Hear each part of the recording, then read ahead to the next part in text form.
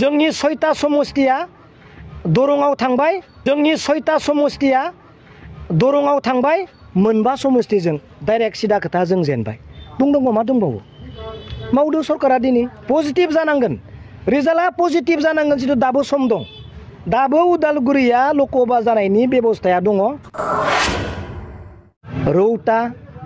उदालगुरि माजबाद अरां टंला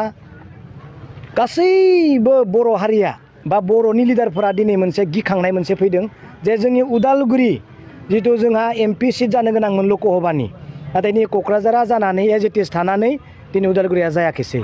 रायजो राजानि मतामतफोरखौ नोंथांमोना नुजोब्बाय आरो रायजोआ मा लुबैदों सोरनि सायाव बरखा सोरखौ खामानि मावजानो लुबैदों दिनै रायजो राजाफोरखौ नोंथांमोना मतामत लानायखौ नुबाय आरो बे पजिटिभ जानांगौ होननानै रायजोनि लुबैनायखौ दिनै नोंथांमोना जाफुंहोनांगौ होनना दिनै रायजोआ थांनाय 20 तारिख जिहेतु डिलिमिटेसननि जितु लिस्टखौ फोसावबाय ड्राफ्टखौ होबाय क'क्राझार सेक्रेटारियेट अफिसनि गेट लांगोना खाथियाव जा बम गावबाय बा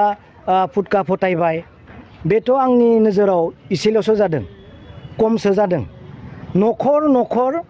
फुटका गावनांगौमोन अफिस फुटका गावनांगौमोन मानो थाखाय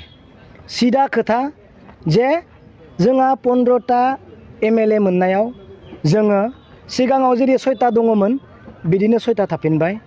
आरो मोनथाम बारिनाया दिनै बै गुबुनजों दाजाबनानै 9टा जाबाय अब्ला दिनै गुबुना 9टा मोनबाय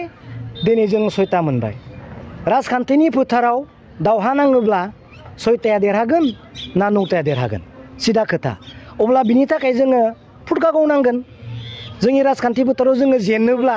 दिनै जों बिनि थाखाय फुटका गावनांगोन नङा होमबा आं दिनै बेखौसो बुंगोन जायफ्रा दिनै फुटका गावबाय जों जेननायनि थाखाय जों 6टा मोनबाय गुबुना 9टा मोनबाय बेथ' जोंनि जेननायाव फुटका गावनांगौबाथ' गासिबो गावनांगोन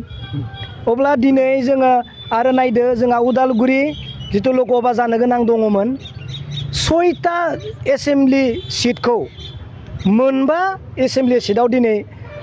दरंजों साबमिट खालामबाय देरहागोना सोर देरहानांगौमोन 6टायासो देरहानांगौमोन जों जेनबाय जेननायनि थाखाय मानो जोंनि उदालगुरि बाक्सा तामुलपुर टंलाया मानो बम गावाखै न'खर न'खर बम गावनांगौमोन जों जेनबाय नङा जेनदोंना जेनाखै जोङो 6टाया मोननांगौ दिनै मोनबा जों जेननानै जों थाहैनो गोनां जाबाय बेखौथ' रायजोआ लुबैयाखै दिनै रायजोआ मोजाङैनो मिथिगौ जे रायजोनि खामानिखौ बा रायजोनि गांनाय उखैनायखौ मावनो थाखाय रायजोआ भट होनानै मन्त्रि MLA MP बानायनानै हरो नङा होमबा दा सासे हादारन बेक्तिया सासे हादारन रायजोआ दिनै नांगौ होननानै दिनै माबायाव इलेक्सन कमिसनाव बुंहैनो हाया बेखौ मावनांगौ खामानिया सोरनि MP नि MLA नि नङा चिफनि BTC चिफनि दिनै बिनि मावनांगौ खामानिया सोर जोंहा रायजो सभानि MP दङ नङा दिनै जोंहा स्टेटआव मन्त्रि दङ जोंहा BTCनि चिफ दङ बिसोर मावा सोर मावगोन नङा बिसोरसो मावनांगोन दिनै रायजोआ जिखौ लुबैनानै हास्थायनानै दिनै भट होनानै हरबाय बिथांमोना रायजोआ बे MCLA EM मिनिस्टार बिथांमोननि सायावनो दिनै निर्भर अब्ला दिनै जोङो रायजोनि मतामतजों खारोब्ला जों सोरखौ दाय हमनो मावनांगौ खामानिया अफिसियेलि बियो EM सोरबा चिफ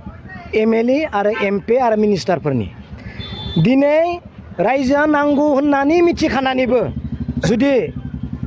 एसेम्बलियाव थाग्रा MLA MPफोरा जुदि बुङाब्ला दिल्लीयाव थानाय रायजो सभानि MPआ जुदि बुङाब्ला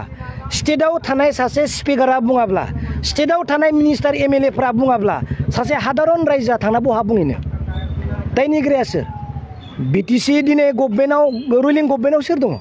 बिथांमोना बुंनांगोन BTC गभर्नमेन्टआवसो सोंगोन BTR गभर्नमेन्टआवसो सोंगोन बेखौ नांगौना नाङा रायजोआथ' नांगौ होनना बुंखाबाय अब्ला दायनिगिरिया सोर रायजोआ ना पलिटिक्सआ गभर्नमेन्टआव थानाया रायज्लायनांगौ ना गभर्नमेन्टआव थाया रायज्लायनांगौ नोंसोर बुंदो दिनै